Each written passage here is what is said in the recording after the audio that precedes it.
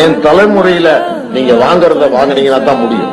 என்னை விட துணிச்சலா, என்னை விட தியாகத்தோட, என்னை விட தூய்மையோட, என்ன மாதிரி தைரியத்தோட நீ செத்து போனாலும் முஸ்லிம்களை இனிமேல் சந்திப்பீர்களோ என்ற இன்று வரை உங்களுக்கு ஒரு தலைவன் அப்படி வழிகாட்ட வழி இல்லை. அது தெரிந்து கொள்ளுங்கள். எல்லா பொறுக்கிகளும் சொத்துக்களுக்கு பொழைப்புவாதிகளும் எதையாவது கொடுத்தால் நக்கி திந்தாவது.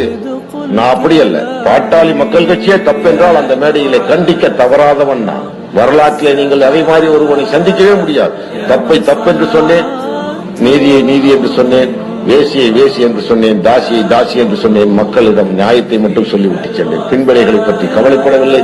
1000 சிறைகள், 1000 சட்டங்கள், 1000 கொடுமைகள், 1000 அடக்குமுறைகள், எவ்வளவோ சிலுவைகள் வந்த போது கூட சுமக்க தயாரானேன்.